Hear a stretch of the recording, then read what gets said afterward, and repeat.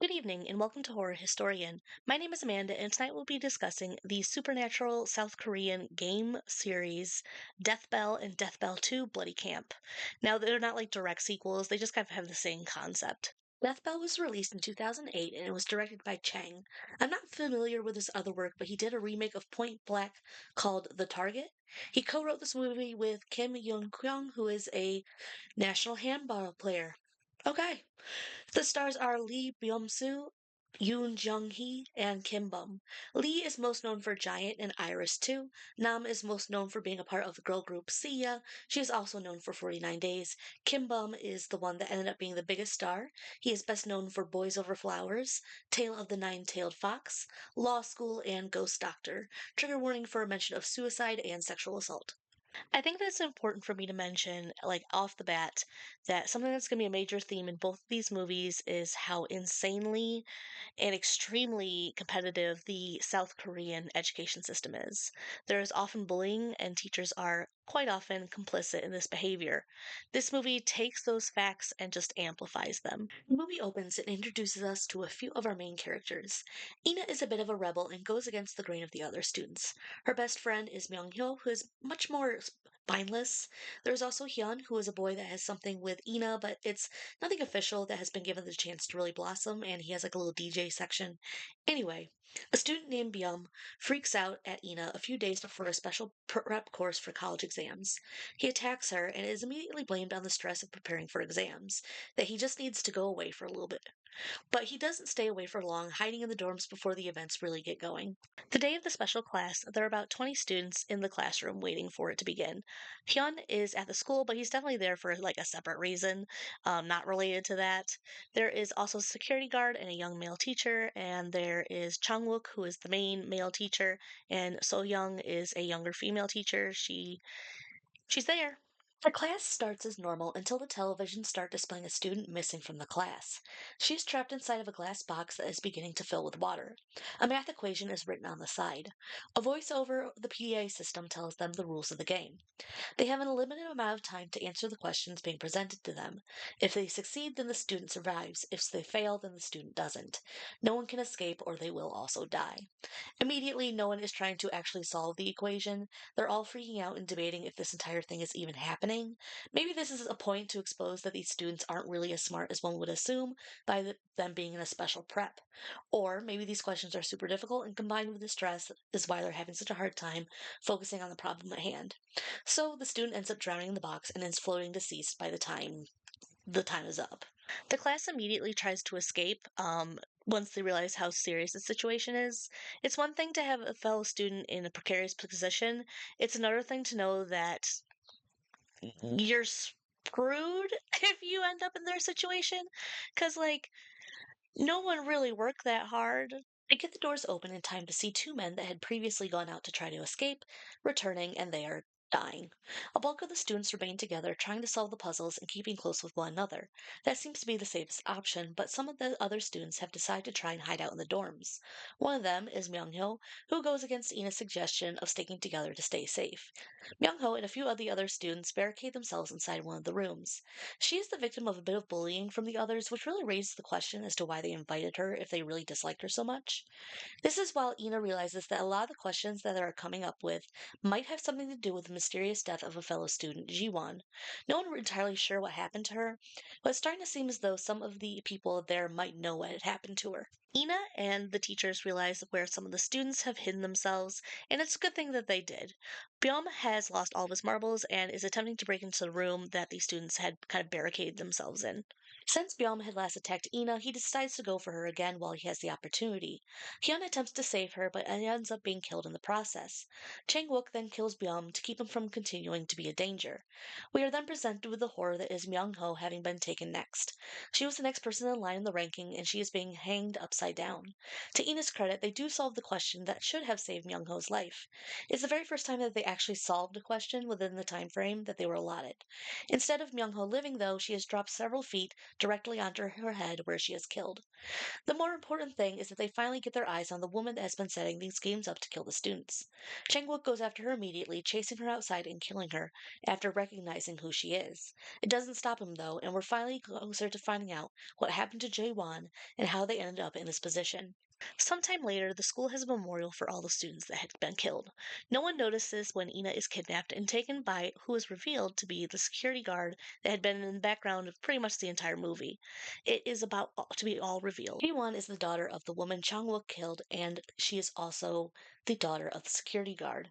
She was someone that worked hard and did her best, so she likely should have been up in the elite class. But Chang-wook was bribed by the other students and their parents. He gave them the answers to the tests, and Ji-won caught this happening. And after she was disqualified and those students got in, she confronted Chang-wook about what he did. To keep everything a secret, he killed Ji-won and staged it to look like an accidental death.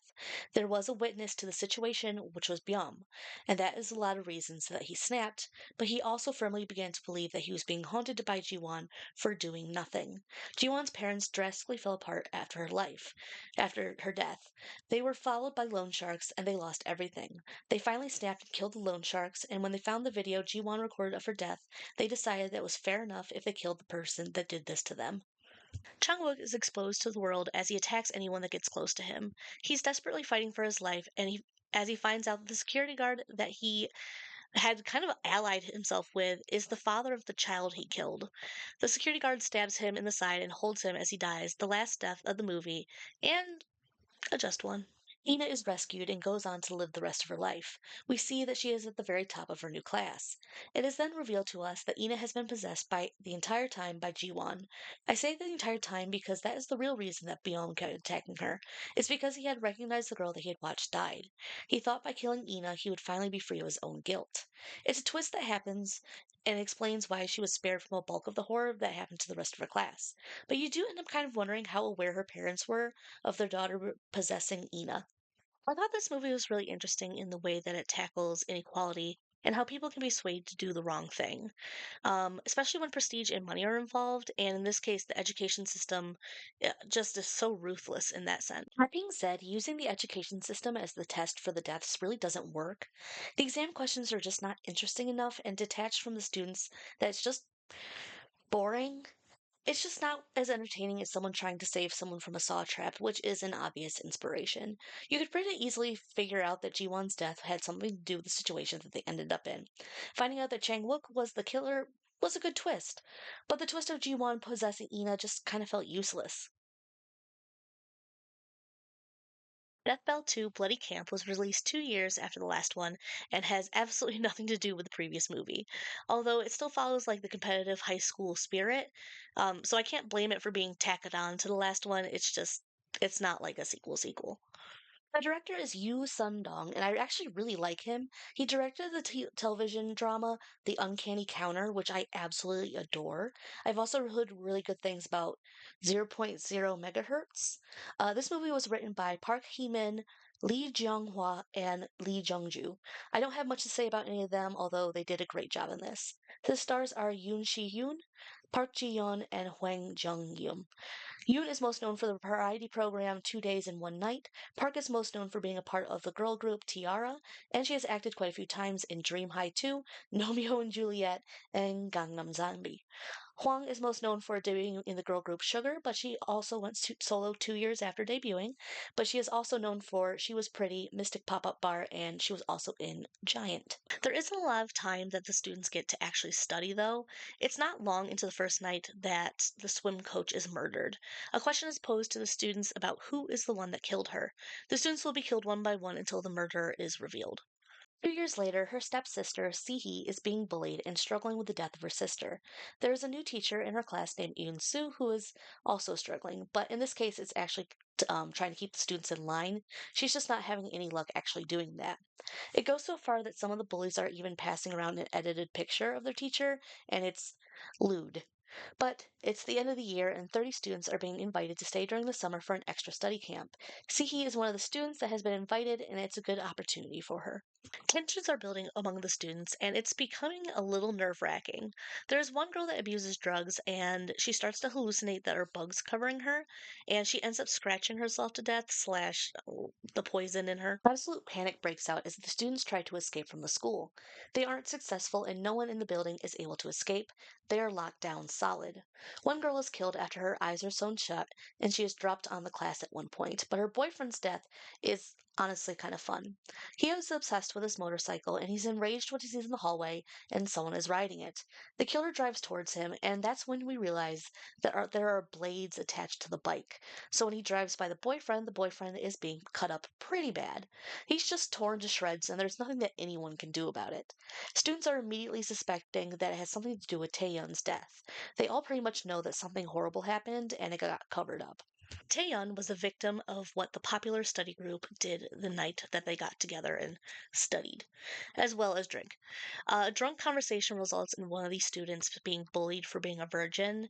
In his big brain decision, he goes to the shower and assaults Taeyeon after her swim training. There's also some anger thrown at Sihi because she had hid the fact that she was related to Taeyeon by the girl that had been going in their friend group. And it does kind of feel as though that was going on a little bit. Mr. Cha is not doing well after watching a student get gunned down, and it's a pretty rough day for everyone. He ends up in a room where there are a bunch of photos all over the place. Students rush in to try and help and save him, including Yoon Soo. There's a lot that they have to solve, and it's more of a puzzle than anything else. And he's like in like this oven. See, he figures out that the key is Memento Mori, but she doesn't have enough time to put in all the letters before the teacher is just on fire. Memento Mori is quite literally remember that you will die. It is then revealed to us what happened to Taeyeon and that she had not taken her own life. Yeon Soo is killed by a group of boys that come across her and realize that she is the one that was responsible for the deaths. Maybe not entirely on her own, but she definitely took part in it. Another student decides to blow their way out of there, quite literally exploding through a wall. It's not clear how far he went, but we can assume the worst. Taeyeon is distraught, and it makes it clear that she has no intention of keeping this to herself. One of the girls tugs on Taeyeon's hair hard, hard enough to pull her off balance where she hits her head. They stage everything to look as though it was a murder by someone else.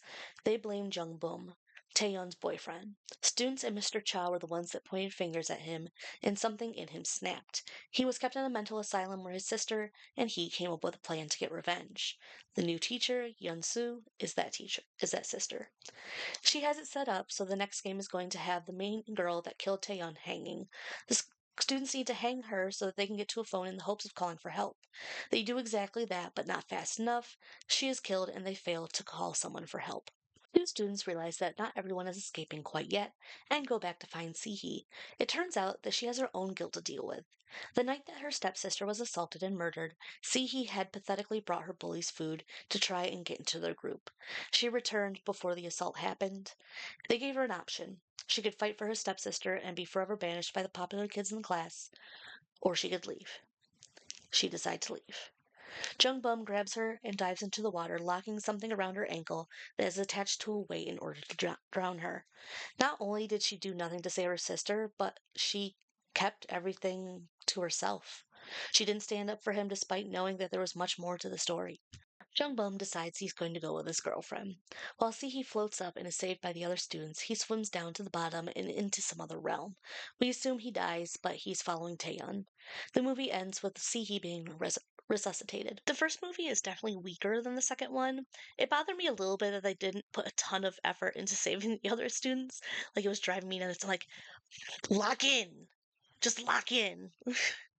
At least they dropped that in the second movie, and you just have some brutal kills with no pretense of survival. I think what they have in common is a surprise ghost twist with some pretty valid reasons for revenge. I get it from both the parents and the siblings as to why they want to kill a bunch of those students. Although the main characters were never the main villains, they certainly didn't do the right thing. The kills are just better in the second movie as well, so I do have to get it to Bloody Camp for ultimately being a more entertaining movie. Thank you so much for watching. My name is Amanda. This has been Horror Historian. Did you guys enjoy these movies? I like the second one a little bit more. And would I survive? I wouldn't be invited to the special study class. I was not a good student in high school, so I was not being invited. I'm good.